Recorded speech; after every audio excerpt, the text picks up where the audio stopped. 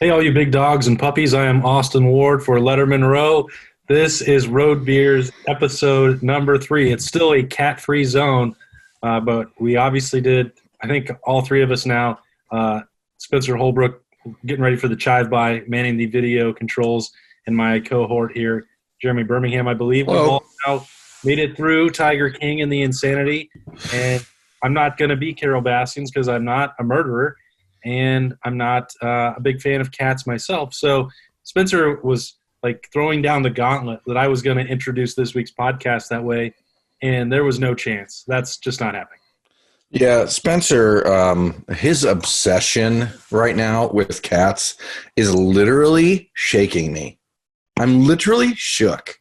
Stop it, Spencer. Just stop it. But no, I was obviously ahead of the curve when it came to Tiger King, and I watched it first. I flattened that curve real quick. Yeah, and what I want to point out is that the show is obviously insane, but it has given me something to do in this quarantine, because for the last 5 or 6 days, as I start to regress a little bit into my mind and the dark recesses therein, I've been researching how to cover myself in sardine oil, and trying to find out if anybody in my local region has tigers, because I'm ready to be eaten by a tiger, because I'm losing my mind. What a wild way to go. Yeah, I'm losing my mind, and if my death by tiger can help lead other people to their own personal freedom, I'm all for it. Did you happen to write a will that says, just in case I die or get eaten by a tiger? In case I disappear in the next 3 days. No, I did not, but I figure at that point that I've become a believer that if I'm eaten by a tiger, that my soul will become part of the tiger, and so then I will just live on as a tiger. And that's important to you? How can it not be important? Because you might go get mistreated at a facility in Florida. I don't know that. Not in Oklahoma, because old Joe Exotic treated those tigers real nice. Now, we can discuss the merits of Carol Baskin's tiger keeping skills, but she certainly was a murderer. Let's just call it what it is. I don't understand how Okay, so spoiler alert if you haven't watched Tiger King. I don't know what you've been waiting for. We've all been on quarantine. It's been out for several weeks now. I feel like we're past the point where we're allowed to I'll give you my Netflix login if you want it, just to watch it. But so they spent one whole episode talking about Carol, and there were every single piece of evidence, and I know that they can manipulate it however they want to present that case, and obviously Joe Exotic had his feelings about what happened down there, but how did this become a cold case? It seems like, and why was she never brought in or arrested? It seems pretty cut and dried, especially when you talk about the van being what all they're, man, these people. Florida's crazy. Florida's the wild, wild west when it comes to killing your husband. I mean, again, the thing is, she killed husband one or husband two, I guess, since he was her second husband, and then immediately finds another rich old white dude to marry her. And the next guy, Howard, allows himself to be photographed on a leash at their wedding. I don't think that it seems pretty clear that Carol had a unique ability to find dudes who were a little bit off their rocker, which I guess everyone in the big cat world is. I mean, even from the guy in South Carolina to the guy in Las Vegas, who's Doc Bhagavan. Yeah, but wasn't the dude in Vegas whose name is escaping me right now? Wasn't he the worst? Yeah, he's the worst guy on the whole show. Wow, that's a good question. Who is the worst person on that show? Because somebody asked me about this the other day. I was on with Bishop and Laurinaitis, and they were debating whether to either finish watching it, which was Bo, or to start it at all, which was James.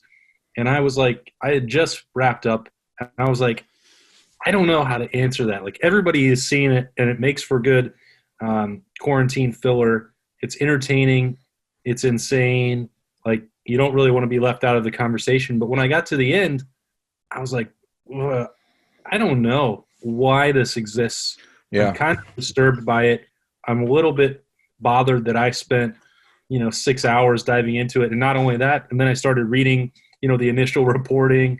And you went down the rabbit hole? Yeah. I'm not going to do the podcast because the Netflix show is enough. And I don't really personally listen to podcasts that much, although maybe that'll be my new hobby during quarantine. Yeah, there's nothing else to do. Actually, one of the things that I've lost because of quarantine and the driving back and forth to Columbus is my time to listen to podcasts, because I listen to Crime Junkies and a couple other true crime podcasts in my back and forth drive, and now I'm way behind.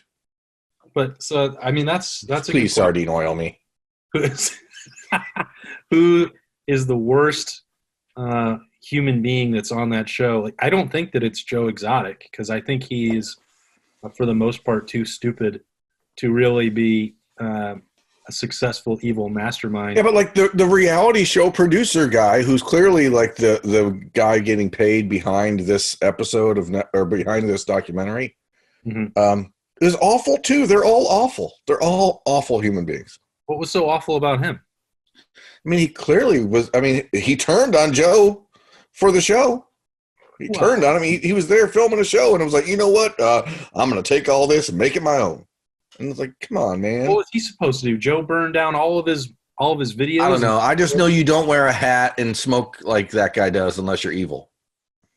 So, period. What if you have a big bandana to cover up your bald spot, then throw a hat on top and always wear a leather jacket, even in Oklahoma? Imagine the bump that the Affliction stonks got when that happened. The bump down. Like, we don't want to be associated with this dude. He was, hiring new nannies. Now he's like pimping them out on social media. Like, it's a wild ride. I don't know. I think as a society, we give insane ass people too much attention. Right. But like one part of me thinks that. The other part of me is like, is there a second season of this coming? Because I think that we just like jail for Joe. Yeah, what's that episode of The Office? You would love jail, but I just think we maybe are giving. You would love jail. I just think we're giving too much attention to psychopaths, which I get it, because people don't want to watch TV shows about like normal people who are just doing good things, but. I don't know. Maybe there will be. I think that maybe I'm wrong. Maybe if we get a chive by, he can. Chive by. Like, I think Doc Ansel did get raided, like at the end of last year. So South Carolina was getting attacked or shut down. And the craziest thing of all, yesterday, I thought I was really done with it, and we were going to move on, and I wasn't going to have to go down any more rabbit holes. And somebody posted this picture of Doc Ansel and Britney Spears. Yeah, well, and also the one where it looks like the woman next to her looks like Carol Baskin, and like, oh, they were both at the VMAs, and the iconic. I must have missed that one. And that I can't believe that he was part of this one-of-a-kind performance with the snake and the tiger in the background. Wow. And really, it cheapens the whole thing for me, because he might have tried to. Britney was susceptible at that time to influential men, and we all know what happened. Crimea River. Finances, but Doc Ansel, what if he had convinced her to go join the harem in South Carolina? Like, what would have happened to my life if I wouldn't have had Britney in it? Sorry, guys. You would have had Britney in it in this season 1 of Tiger King. Oh, boy. You just would have had her in your life a whole lot later. Sorry for the Chives. Sorry for the late chive buy. I'm sorry for it. I was trying to dig myself out of the septic tank. Somebody buried me under it. But I think Doc is the craziest character on that show, because nobody talks about the fact he doesn't run a zoo. He runs a sex cult. Like, we have completely buried the fact that this man gets women to sleep with him because of tigers, and then he's like, oh, yeah, you're going to work with me because you're one of my wives now. Like, that is a sex cult. Okay, have you watched, what is it, Wild Wild West or something? Wild? Wow. No, it's another Netflix documentary from last year. Wild Wild Country with another Raj Ganesh, whatever. Like, I'm pretty sure that anybody who identifies as a guru is running a sex cult. I don't think that that's even – I think that's pretty much a given at this point. If you are a bog – I don't know the word. So Bhagavan? Yeah, if you have that title, which means like Lord or something in Hindu or Indian. Is it Hindu or Indian? I don't know. I think if you have that title, the fact that you run a sex cult is sort of given. Yeah, it's like they go 1-to-1. I think the fact that he has tigers in his sex cult actually makes it unique. Otherwise, it's just like, what Chives? You're just normalizing sex cults then if you say that. No, I'm not. I'm pointing out that people who are referred to as Lord by the people who hang out with them are generally hanging out with people who are willing to do anything they suggest. That man is That doesn't mean I think it's normal. I think it's weird all around. But the point is, once you start calling your husband or friend Lord and you suggest that he's your guru, I think you're pretty much laying it out there that you're willing to go the extra mile for him.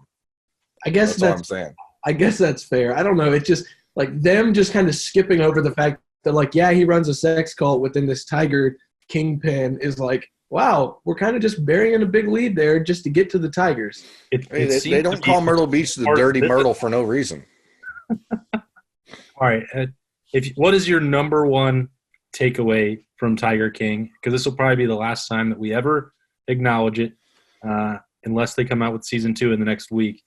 I think I never would have guessed that it only cost $2,000 to get Tiger. That's it for me for sure. Like, I've spent way more than that in total on like my dogs, not like per dog, but I mean, if I'd have known I could have had a tiger kitten for that amount of money, I definitely would have had a tiger kitten. That's not even a debate. Especially because now you know what the Doc Antles of the world, how persuasive it can be with the women. Look at it. Look what it does for you. It's okay. You know that there's the old anecdote, the old adage or the old cliche of taking a puppy dog to the park, right? Like, imagine taking a tiger. I would love to. I don't. Dangerous. Other than that, I guess it reinforced to me that Florida is insane, and they just don't care what you do down there. It's like Vietnam. Florida seemed to be the sanest place out of the bunch, other than the whole husband murdering part. Yeah, but as somebody who would potentially be, who plays the role of husband in life, I'm anti those areas. Okay. The parts of the country that are like enable and facilitate husband murdering, I think we should try to avoid. That's a good point. Chives, what's your number one Tiger King takeaway? I didn't think people were crazier than like what you see on the news, but it just like it seems like the news finds everything crazy to like report on, like Florida man does this, Florida man does that. No, they don't even scratch the surface when it comes to people who own big cats. Because like I go back to the first episode when the guy reveals why he's doing a documentary on tigers, and the snow leopard's in the back of the truck, and the owner of the snow leopard now just goes, well, I don't know if you're supposed to refrigerate it or not. And I'm like, well, you just bought it. So if you don't know what to do with it, why do you have it? What about random dude at the end on the jet ski? Like, what was that about? Like, it's so weird. He looked like the ex-wife on 2.5 Men. And Austin in 7 Days in Hell, the part about the about the courtroom illustrator. The part that you hate, right? Because it's not that I hate it; it's that I'm constantly like, "What is this doing here?" That is the equivalent. The Tiger King equivalent of that is the tornado scene, right? Where it's just like, Hey, here's a tornado back here. And then like, this isn't good for my baggers. I'm like, what? Sometimes you just hold on for dear life. Like, what do you? And then the next scene, someone's getting their arm bit off, and I'm like, what the is going on here?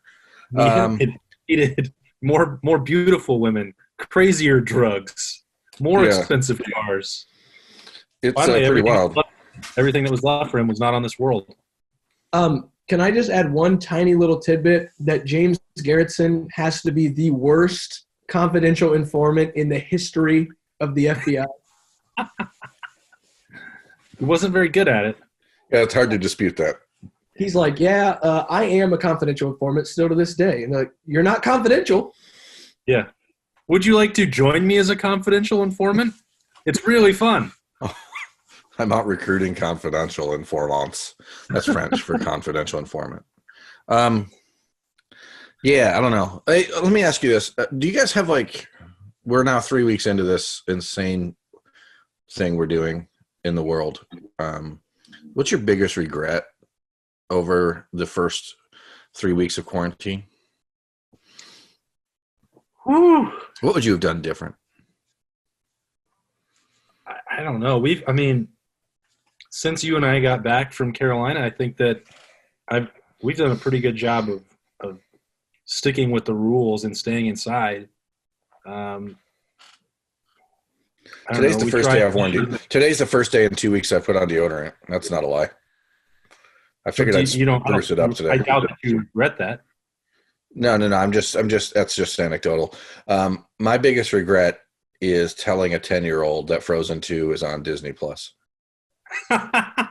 Without question, because when I say that I've watched it 14 times in the last 2.5 weeks, that is not an exaggeration. Well, you can leave the room. That's on you. You wait.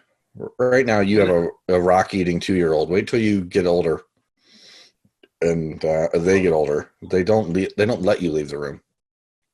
Well, I mean, I'm constantly being asked to sit there and watch it, and Onward has that streak lives on. It's been out for 11 days, 12 days, 12 days, I guess. I did watch Onward. Did you watch Onward yet? Yeah, Onward every day. I like that. That's what I was going to say. Yeah, I like that one. Yeah, I've seen it 12 days in a row. Oh, well, I wouldn't like it that much. Not but good. That was one where I was like, hey, you know what? This has a good message, I guess. Where Frozen 2, I'm like, I don't understand the message. I mean, I think the message is reparations. Whatever. Don't you think? I mean, I get so I do like Olaf quite a bit in this Frozen 2, way more than in the first one. I think he's very funny. Spencer doesn't watch these movies because he just has a cat. But that takes up all his time. I don't know. I mean, I guess that's my biggest regret is I'm trying so hard to get these kids to want to learn and do other stuff. But as I told you before we went on the air, we got the message from the school system in Michigan last week saying that they can't really grade their stuff. So now everything is optional. And that has been essentially hell because now we're fighting a fight that, well, my friends aren't doing schoolwork. Yeah, well, your friends are idiots. And they're going to be idiots. And our goal is to make you not an idiot. But here we are anyway. Now I feel like the idiot.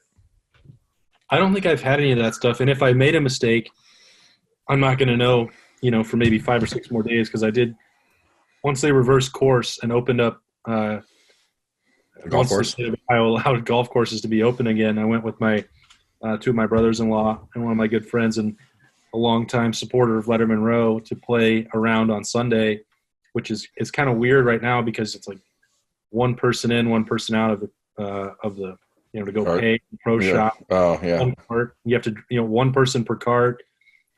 This course there are 2 options. You can put a swim noodle in the bottom of the cup so that it only goes down about an inch, or you can just elevate the cup, and that's what this place did. We were up at Deer Ridge, about an hour north of Columbus, and so the hole is it's sitting up.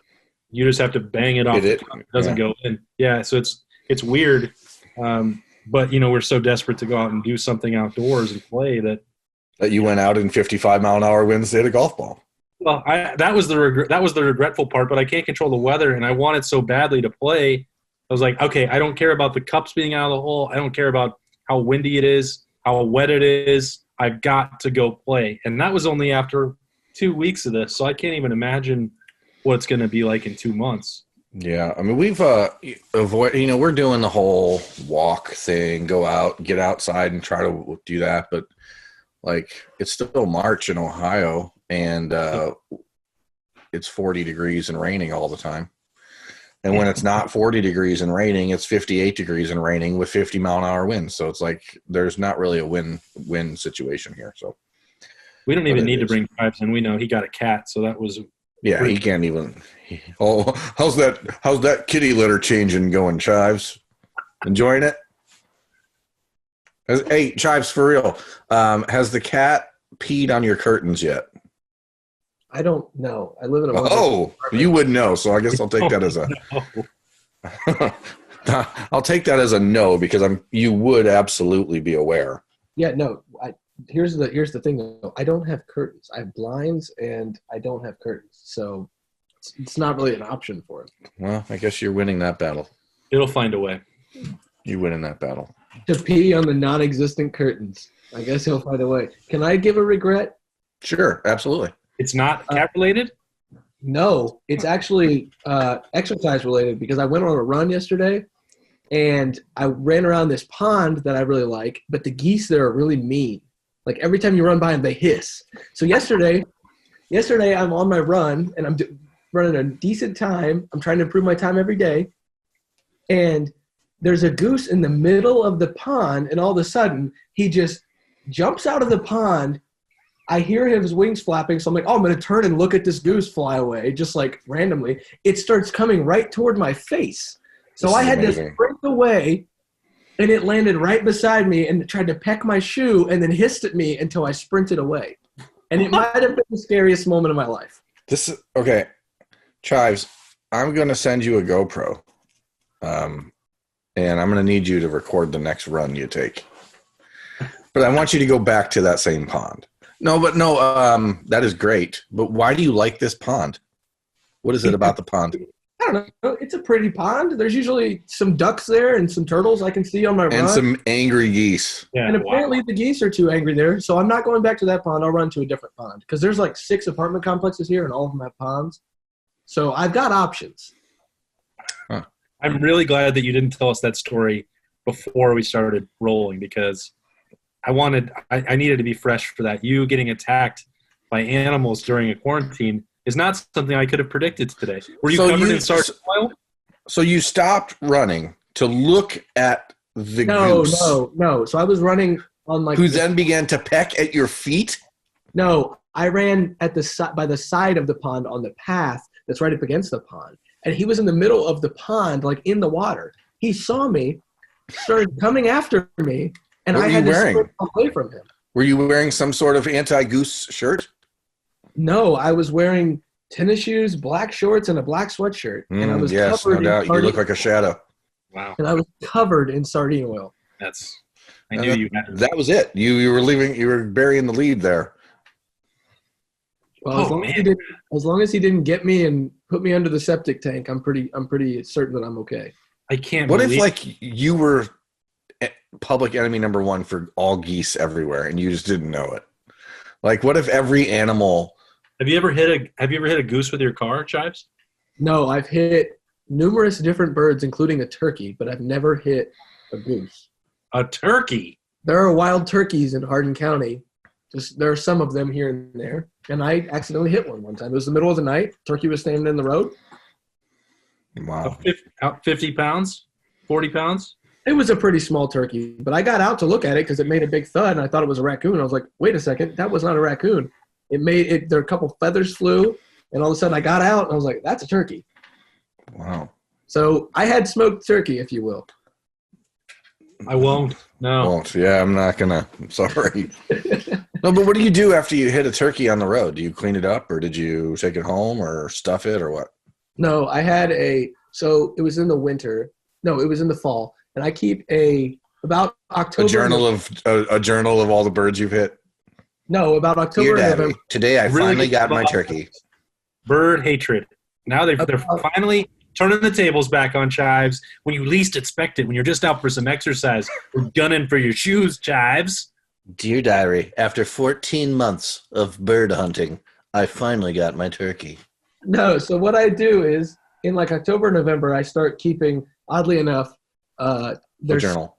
No, there's some salt in my trunk, always for ice. There's a small bag, like a very small bag of cat litter, and there's a little shovel in case I ever get stuck in the snow because the roads up there aren't plowed too well. So I just keep that in my trunk. So I had a small shovel in my trunk, like a plastic beach shovel. And So you buried it? No, I threw it off to the side of the road so the other cars wouldn't hit it. Mm. Wow, that's really disrespectful. Man.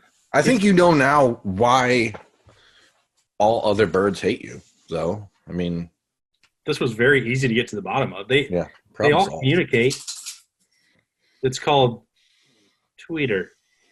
Oh no! Nice. I can't believe. Well done. Well I done. can't believe we've made an entire Road Beers episode out of Joe Exotic and hitting turkeys with cars. Yeah, I mean, I don't tell you guys if I structure the show, I don't ever give you a heads up on that just because that's not the way our normal conversations work. But I certainly didn't anticipate this was going to be part of it today because I wanted to ask Berm why he didn't respond to his own question on Twitter last night that he posed to me about begging for one person to follow you. See, the thing is, I actually was going to, but then I started to really dive into it and hyperanalyze it. And I wondered to myself, like, who that person would really be because, sure, we love the Lonely Island and all, but, like, if they just follow you but don't interact with you, does it matter?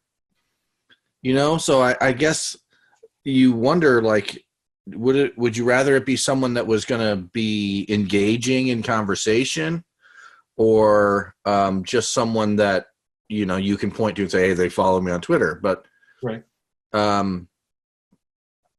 Certainly Lonely Island, I was aiming for that on Tuesday or on Monday night when I dropped the graphic that I had made of Andy Samberg on the Iron Throne.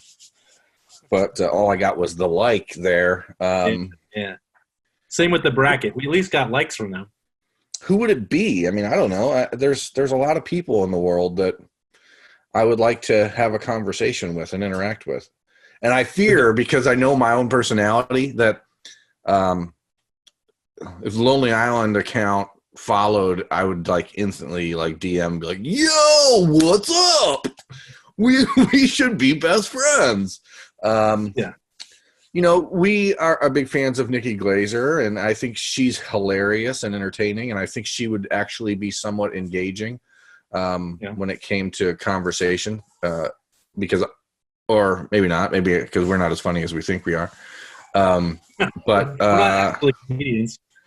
I don't know. I mean, it's like if you wanted someone to engage with you, like your expertise is Ohio State football. So doesn't that narrow, like, if you're looking for a celebrity that wants to actually converse with you, that narrows it down to like Richard Lewis and Guy Fieri and Rascal Flatts and OAR. Oh, so let me go with Vince Vaughn. He's a Buckeye fan, or was for a while. I don't know if he's not anymore. I've seen him on other sidelines now, just throwing himself around like a hussy. But he'd be funny to talk to. Sure. Richard Lewis, I think Richard Lewis already follows me, so I wouldn't need to ask for that. Oh, he does not follow me. But you know who I would pick? Robert Downey Jr., I think. That's the person I would pick. I think he is one of the most fascinating people in the world. You mean the star of Due Date? Yeah, I would love to ask him why the hell he risked his entire career to make that movie. That's what I would ask him. Hey, Rob. Can I call you Rob? Can I call you? Can I call you Kenderson? No, you may not. I've got this buddy. What I really need is an autographed poster of Due Date. Christmas is coming up. Yeah. Imagine all of the tentacles that a relationship / friendship with Robert Downey Jr. could open up. All the different access to the Marvel world, to Dr. Doolittle, Just kidding about that one. But, Yeah. you know, the due date stuff, I just think he's fascinating with all of the different things that he's experienced in his life, from the addiction issues to becoming the world's biggest, you know, actor. There's just a lot of things that I think would be very fascinating. So I have now decided it's Robert Downey Jr. Well, Berm, we know that you have great conversation with former addicts. We've already been down that road before. Wow. I mean, that was a weird night, Spencer, So- but that wasn't my fault. So I think you would have pretty good conversation with Rob. I would. I do think I'm fascinated by the human condition, okay? That's me. I am interested in people and what makes them tick. I love people. No one loves people more than me. Okay, I love the people. All the people. Yeah. The best people. I mean, that you're used to be the greatest impressionist that I knew. Yeah, but I lost it. And you lost it on a road trip this year. Bobcat Goldthwait got me. Was it still Indiana? Was it also Indiana where we couldn't figure out the inside joke for that trip, and then Chives finally tracked it down? Like, I don't know when it was. I know it was Bobcat Goldthwait, and he's gonna forever be the problem for me from now on. I you used to be able to do anybody just like that, and now, like, that was the worst Trump that I've ever heard. Oh, I mean, but it was intentionally bad. It was meant to be the worst you've ever heard. Okay. He kind of rebounded, though, in Arizona with Mike Leach, and then he wouldn't go back to it. Because I don't like to pretend like I'm some sort of monkey in the circus who you just perform, boy. That's not me. You gotta know that, Chives, that you get what you get. If you ask Berm to do something to perform for you, you're not going to get it. You can lead and hope that it comes back up, but if you just straight up say, "Hey, do that Leach impression for Bill Landis so that he can enjoy it," he's not going to do that. You got to let it come naturally. Because the other thing is, like, we didn't know he was going to do a Mike Leach impression at that point. I didn't know I was going to do one. And it came out of nowhere. So you gotta enjoy the moment. You gotta embrace the moment. And it might not ever come back. Spontaneity is the spice of life. And I don't know what prompted you to do Bobcat, but you were so bad at that, and it was the first one that you really failed at, and it just ruined everything. It's sort of taken over my entire existence. Nothing's been the same since. Nothing will ever be the same again. C'est la vie. C'est la vie. So I'm sorry. I'll let you guys down. That's okay. I have a feeling that you'll come out of quarantine better than ever. You'll be ready to get on the road. And I was just trying to think this morning. I was going to rate it, but I'm more curious about which one that you're going to pick, because there have been 4 or 5 that I can think of offhand where I really kind of tortured you on the road with some difficult circumstances, namely like sleeping 1 hour after Penn State so I could come home and play golf, or I didn't control the weather, but we had to drive back from Iowa. That was rough. Inexplicable games we've ever seen. Not getting you some sort of crab soup. Well, which one do you think has been our worst road trip together? Oh, Penn State for sure. Number one, because I hate Penn State as a place. Like, it is. Getting there, because it's not even – it's like, okay, so we went to Rutgers, right? And as we mentioned on the first episode of Road Beers, we stopped in Pennsylvania. We went to Trogs. We cut the trip in half. Penn State's only a 5.5-hour drive, so it's not like you can cut it in half. Sure, we could go to Pittsburgh or something for a night, but that's stupid. So you have to drive to the middle of nowhere in Pennsylvania, which we ended up going to, Bethel or there's nothing good there. We basically had to decide to try to find beers for the hotel the night before at a Pizza Hut, and before we found that was one of 4 stops trying to find road beer. Before we ended up finding a bar that sold beer to go, so it wasn't like a good brewery stop. There's nothing anywhere else close. Allowed to smoke, and we walked in for 2 seconds and walked out in a cloud of smoke for our clothes the rest of the day. there's nothing good within an hour drive of Penn State. But we have to stay an hour away from there. Then you have to get up. They always play at night, so it's like, we spend the whole day going, okay, we need to be there by 2:30 because the game starts at 7:30 because you can't park at Penn State because there's one road in and out. Then the walk from the stadium, or from where we have to park to the stadium, ended up being so jagged and broken because we're walking over gravel parking lots, not like paved roads or anything, that my camera equipment ended up, one of my lenses, the thing separated in the lens. So I had no idea why the whole night my pictures were shitty because they were all blurry on the bottom because there was a piece of my lens that came loose that I had to then fix when I got home. Then, of course, the game doesn't end till 12:30 in the morning, which means we don't get out of there till 2:30 in the morning. Then we have to drive for an hour back to our hotel and get there at 4:30, but then you needed to be home to play golf at 11 o'clock. So collectively, it's hard to get worse than that. Like I was annoyed that we didn't get cream and crab soup in Maryland because I love cream and crab soup, but we still got to go to DC and go to a lot of cool different breweries and stuff. And we had good food elsewhere. It's like a regional delicacy for me to go and get cream and crab soup when I'm in Maryland.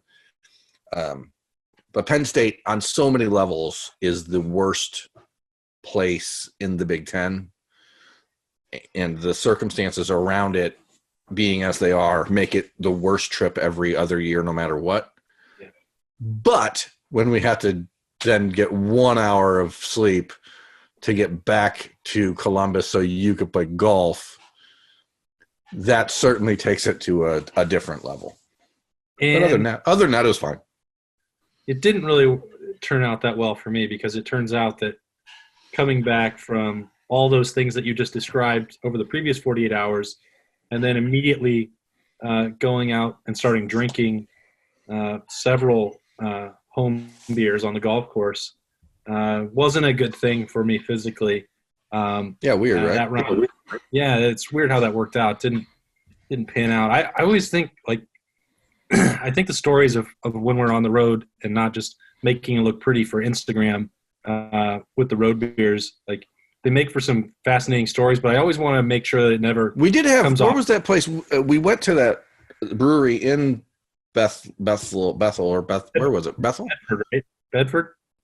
Bedford. And we did have a couple pretty good beers at the one brewery where they had that food truck outside that had pretty good food, but they closed at like 9 o'clock or something, so it didn't matter. That was the dilemma.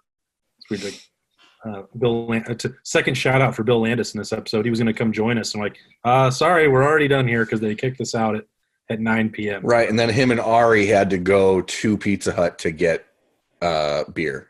Yeah, so we went from there to because the Sheets that was right next to our hotel was a dry Sheets. Yeah, well, it was not. I think they were about to get their beer cave, but they didn't have it yet, and so it was the only Sheets that we've ever been to, and we're big proponents of Sheets. Big Sheets fans. We thought they would bail us out. We'll go in there and hey, where's your beer cave? We can't find it. Where? And they're like, oh, sorry. Go across the street to Pizza Hut. I'm like, I don't think so. I don't think so. So we went in, and the only options in there were Coors Light, Bud Light, and Miller Light. So again, I don't think so. Yeah, that was rough. Then we got real desperate. We were thinking about, are we just going to pull the plug? Are we not going to have any beer tonight? I kept searching around on the old Jujel machine, and it told us that we could go to that very weird bar that had 3 people in it, and they were all smoking like chimneys, and we could take some to-go beer. We at least got a grab bag out of it and got to sample some of Central PA's finest. But, man, way to go. Way to go, Bedford, PA. Yeah, so anyway, the point was Penn State's awful. Bottom line, Penn State sucks. We do have, when football is being played, the greatest job in the world. And, I never want it to sound like complaining about our opportunity to go to all these games and be paid to do it. But, at least not compared to people that whine about flight cancellations or normal stuff that happens with anybody traveling. That's just part of the gig. And we know that nobody feels bad for us there, but some of the stuff that does happen winds up being, I think, pretty entertaining. And yeah, I mean, it's one of those things where, like, okay, last summer when we went to do the commitment interview with Julian Fleming, and then the night we actually stayed in Happy Valley the night after, right? Yeah. And that was actually pretty cool because the hotel where we were in was like sharing a parking lot with two breweries, which was pretty awesome. But like, we don't ever get to experience that on the actual Penn State road trip because we can't stay in town because every hotel there is booked a year in advance. Yeah. So it just becomes miserable. That was the first meal outside of the worst stadium in the Big Ten for media that I'd ever had in Happy Valley. Yeah. Yeah, that I'd ever had. That's like, and I've been there 4 or 5 times for games, which is great. Like, yeah, we get to go to the whiteout and everybody loves the environment. It's cool and all that stuff, but which is by far the coolest in-game environment I've ever been a part of. So I want to be clear about that. It's just everything else in Penn State sucks. The end. For us. Yeah, for us. No offense to those who live there. I'm sure it's a wonderful place to raise a family. I don't know. Bill Landis, shout out number 3. He doesn't seem to miss living in that part of the country. I remember being there. Was it 2014? Maybe 2016, and hearing people in the crowd as we were walking to the stadium, not saying this in a negative way, talking about how they feel like Penn State football is a cult, and they were saying it in a celebratory manner. Like, I understand that there is a level of insanity to all fandom, especially when you're talking about Ohio State, Michigan, Big Ten schools like that. But when you intentionally and purposefully use the word cult to describe your it wasn't about how much they liked Penn State. It was about how they didn't want anybody from the outside to understand what goes on in Penn State. Yeah, I think it's the insular culture of that part. That's that town, that campus. Yeah, that's what it struck me, and I was like, wow, that doesn't seem like something I'd want to be a part of. Right. But hey, cool stadium on the field. Worst press box in the Big Ten. Outside, go do interviews next to huge metal poles and worst press box in the Big Ten, worst food in the Big Ten, worst parking in the Big Ten, worst travel to and from in the Big Ten. Check. Yeah. Other than that, it's great. Like, you would think that everyone would have this conversation, and be like, "What's the worst place to go to in the Big Ten?" Well, it's Rutgers. No, it absolutely is not. No, Rutgers is pretty great.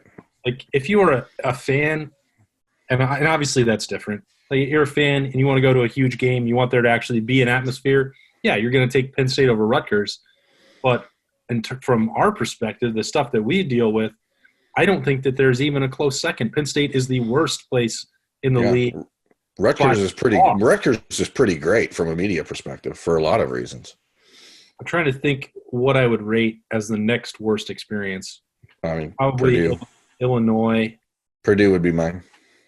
Purdue's press box is pretty nice. I don't get to go up there. Instead, I almost got murdered by a garbage can. Yeah. I mean, the game we saw there wasn't really memorable, the last one. It was memorable.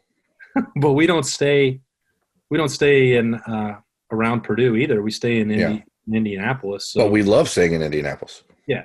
So that's why it's not like Purdue. If you can't, I guess you're right in that respect. Like Illinois, you have to stay in like Danville, Illinois, or someplace where there's one hotel and a Buffalo Wild Wings, and that's it. Low key, the most underrated bad place to go in the Big Ten is East Lansing, and you wouldn't think of it that way. But the one, I don't need to tell the Pizza Nug story. Crunchy's my personal nemesis from going there.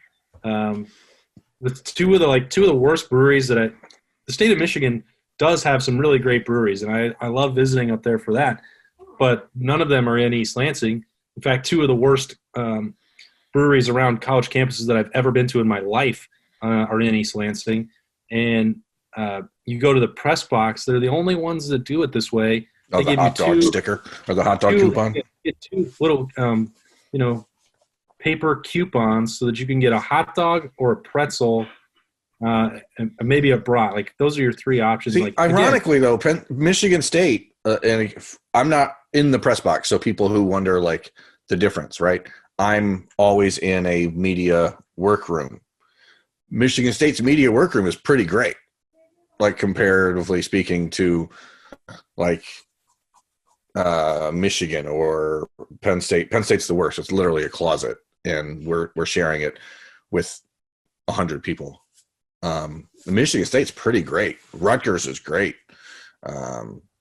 Indiana is awesome. Like those are a couple of the ones that are really good. Maryland, I hope when we go there this year, they've changed the situation from there because that was the worst one in the Big Ten to me. But then Ohio State is like this. Chives. Whoa, there's a Chive by. Are you guys just going to leave out Northwestern? Hey, we talked about Northwestern. We're talking about Big Ten schools here, Spencer.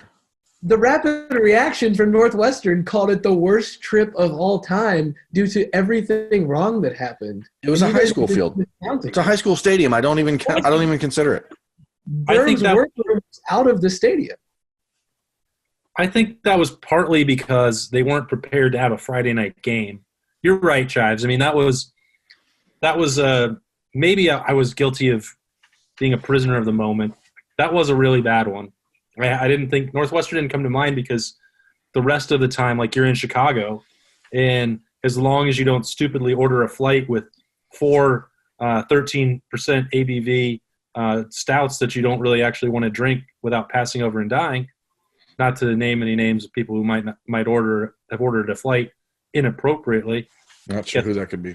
I guess loyal listeners of the show might be able to figure out who that could be. But like you have Chicago, you're going to go get Peace Pizza. You're going to go get really good beer. You can go get an Italian beef sandwich. Like, I'm not going to complain about going to a game at Northwestern for the rest of the trip. It's Penn State. The entirety of it is what makes it bad. Yeah, logistically, Northwestern was not prepared for Ohio State to be playing there on a primetime game, like, period. That was my biggest complaint about it, aside from the fact that I had to leave the stadium every time I wanted to go upload a photo. Didn't make a whole lot of sense. But, like, it was just a high school field, and that's the lighting, everything. It's not a place that should be hosting that kind of game at this point. Penn State has been hosting those types of games for 50 years, and they are still thinking it's 1965. It's awful. Yeah. Michigan State, food-wise, though, Michigan State, at least we always get pizza post-game. They always have pizza in the press room. That's true. But Michigan State, I'm also skewed because every time I'm there, it's mid-November, and the weather is freezing and snowing and nasty, and I kind of hate that. But whatever. I just regret that we listened to the advice of some of our fellow media members who had lived in East Lansing, and they said, you've got to go to Crunchies and you've got to try the pizza nugs. And I think what they left out was that if you order a bucket of pizza nuggets, which if you've not had them at this, it's a pure college dive bar. And it's just, Pillsbury dough basically wrapped around 100 pepperonis and a little bit of mozzarella, and it comes in a bucket. So probably what they left out was if you're going to the game, you're going to cover the game, and it's just you and your colleague, just two of you, maybe don't order the full bucket and then eat it all. Yeah. Because the next day you're going to have the worst. Yeah, I'm a guy, for those of you who don't know, like I douse all of my food in hot sauce, and I am not someone who deals with heartburn issues or anything like that. I don't have any problem with it. I've never had heartburn in my entire life until the pizza nugs from Crunchies. Since that time, we've had heartburn all the time. I've never had it in my life. It created the heartburn. Awful. Well, I mean, not all the time. I had it again then at when we went to Purdue in the hotel in Indianapolis because we ordered a spicy pepperoni pizza at 2 a.m. when we got back from the game. So that was also a negative. Really out of character for us to do that too. But again, when you spend the whole night in a closet like they had us out at Purdue doing our work, it's uncomfortable. So then you need comfort food, and that's pizza at 2 a.m. Yeah, absolutely. Man, I had a bunch of other stuff that I'll just save for Road Beers episode number 4, but we can't leave without talking about what we've been drinking during quarantine. Down here behind my whatever shoulder this is, right shoulder, our local spot now in Northwest Columbus since Winking Lizard closed, Somewhere in Particular Brewing. They were open on Friday and Saturday to pick up cans, so Allie has sent me twice so that we make sure that we don't lose this spot that is so important for us that we can walk to. And Liberty actually loves the skeletons and likes to go say hi to them anytime. And huge patio back there that we currently can't enjoy. But I hit up them for hazy IPA. I think Juicy Bone. We've got a blackberry sour, blueberry sour that Allie has been attacking. She had some last night. And what a Citizen Hobo is another third IPA that I had from them over the weekend, loading up on their cans. So if you haven't tried them, make sure if you're nearby me, pick them up on Friday or Saturday this week. Yeah, those all sound really good. Blueberry everything. Blueberry Crush from Petoskey is my jam. These are the ones I've been on this week. So we've got what? Pigeon Hill, what up? Pigeon Hill. So remember when we were there in Muskegon last year and they said they did not have the cinnamon on French toast? Well, correct. My local liquor store has it. It must be that month of the year when they're brewing it. That's the one in the middle there. You think that Chives could drink a whole can of that? Probably one. The Vanilla Whip from Southern Tier was a little different than I expected it to be, but it was still pretty tasty. And then Mommy Bay Brewing Company Tiramisu Brown Ale, which is fantastic.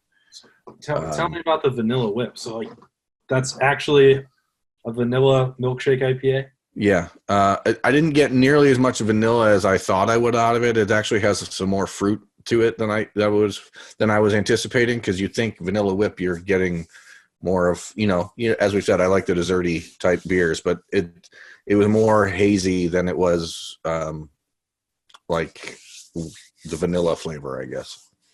I've been I don't know when it shifted for me, but I felt like other than Pumpkin with Southern Tier, I just can't do it. I feel like it's not it's not one of the breweries. To me, it's almost not local enough, I guess. So, not trying to sound too snobby, but I wanted it because I wanted the vanilla milkshake IPA because I was really looking forward to that flavor of what I thought it was going to be, but it just wasn't that. However, the cinnamon on French toast from Pigeon Hill Brewing Company in Muskegon, Michigan, is fantastic. Those come in 4-packs, unfortunately, and I didn't buy enough. They seem to, from what I remember from going up there, that seems to be their MO. Just really, elaborate, kind of decadent, more dessert kind of. Well, yeah, there are other ones. The other ones that are of theirs that are my favorite are the oatmeal cream pie, and then the salted caramel porter, which is probably one of my favorite beers. Period. Maybe if you save, 3 or 4 of them, we could make Chives a flight, and we can see if he could finish it. Yeah, the Tiramisu Brown Ale from Mommy Bay Brewing Company is really good. That's one that Chives would probably like. It's not the stout or the IPA. It's just a brown ale, but it does have a good, it's not a heavy chocolate flavor. So, it's really light when it comes to the flavor, but the color is dark. Chives, you don't want to defend yourself or tell us what you've been drinking? I don't care to defend myself because I am now a finisher of flights. I don't need your guys'. I am now a finisher of flights. So we don't. I don't need that. I don't need that hanging over me anymore. Oh, okay. But I was at Kenny Road Market where they're doing a really good job with sanitation and telling people if you're not going to buy it, just don't touch it. And I'm shopping around. I was in there for probably 10 minutes looking at a lot of different good stuff. I ran into Yellow Springs Brewing, which I don't see in there very often. They told me about why they have Yellow Springs Brewing, because Yellow Springs Brewing is trying to make it through the quarantine and get their product as many places as possible. They currently have a Raspberry Springer fruited golden ale. Mm-hmm. It's very, very good. And it's been getting a little warmer in certain days. Every day that it's over 60, I allow myself to drink a couple of them just because it feels like spring. It feels like a new season. I bought 6, so I'm out now. But I am probably heading to Kenny Road Market either today or tomorrow to check out more Yellow Springs and possibly some other. Trying to buy only Ohio breweries just to keep them satisfied during the quarantine. Before we go, guys, can we just all make an announcement that April Fool's Day is stupid and no one should ever do any jokes on April Fool's Day? Preach. I mean, what a weird. I don't know. Am I being grinchy? Like, are we in a time when the world is so sad that we need jokes? I get it if they're funny, but like most of the time, April Fool's Day is like, they're just flat out lies in order to make you feel like an idiot. Like, I mean, I don't think that anyone really believed that Mickey Marotti was leaving the Buckeyes to become a drummer in a rock band. But like, I just think you go to this great effort to pull it off. And I don't know. Maybe we are just getting to be old. When you live in a world where 90% of the things you hear on TV you don't believe anyway. Like, doesn't it make more sense to just be like, hey guys, here's what's really happening today. Let's make it April Real Day or whatever, because I don't believe anything I hear anymore. So who cares? I'm done. Yeah. I really thought that it would be scaled down this year just because we're dealing with some pretty serious stuff around the world and in this country. Like, maybe we'll just put it on hiatus for 1 year, but I think a lot of, big time companies and stuff did, but I can also imagine that Ryan Day and Mickey Marotti had been cooking this up since before the quarantine. And we're really looking forward to April 1st to unleash it on the world and seeing how much traction it could get. It just feels like it was out of place today, given everything else that's going on. But, we could be wrong on that, and that people probably are a good joke. Like, maybe Chives thought it was hilarious. Yeah, maybe we're probably wrong. I've been wrong about a lot of things in my life. I'm not afraid to be wrong about one more. I didn't think it was hilarious. I understand certain April Fool's jokes being like, for example, April Fool's is kind of like the silliest of all the holidays, not like the dumbest, but the silliest. So I would say, like, if you want to do something like super silly, that's funny. I always revert back to April Fool's Day as there's an episode of Family Guy where the newscasters tell everybody the world's ending. So, like, Peter goes and buys a lion and, like, taking it back to Tiger. He goes and gets a lion from the zoo. And so, it's just like there are certain things that I think can give me a decent laugh on April Fool's Day. But then there's also, like, 99.8% of everything is just like, really? This is dumb. Yeah, I think the only one that I laughed at, I think, today was Ben Axelrod, another one of our former beat compatriots, posted a picture of the Browns helmet with the new logo being the Browns helmet inside of it. I knew that would get reaction just because he's a successful kind of troll on Twitter as it is. That one I was like, I see what day it is and what's happening here. I'm just going to watch the replies for a little bit, and then I'll be content for April Fool's Day. But lo and behold, I was not done, thanks to Day and Marotti. But that one was, I mean, come on. Hey, whatever floats your boat, I guess. All right, go do whatever makes you happy, America. Oh, and everyone else as well. Yeah. Enjoy your April Fool's Day. Enjoy another episode of Road Beers with myself, Jeremy Birmingham, Spencer Holbrook. Now got through 3 of these to stay sane. We actually had a couple of you reach out, say you're really enjoying it. And we appreciate that greatly because we would like to keep doing it, ideally with an audience. That's better.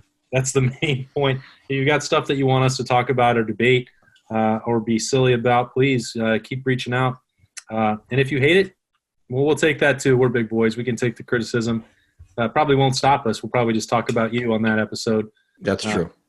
That's the way that this thing's going to roll. So stay safe out there, everybody. Appreciate you joining us for this one. Keep following along with us at lettermenrow.com. Bye-bye. Thanks for watching. Subscribe below to get the latest videos from Lettermen Row. We got Letterman Live, we've got the practice report, we got rapid reaction. Hey, and you know we got Buckeye IQ with Zach Bourne. For sure. We got recruiting breakdowns with Berm. We got whatever you need. Ohio State football and Ohio State athletics, we've got you covered here at Lettermen Row.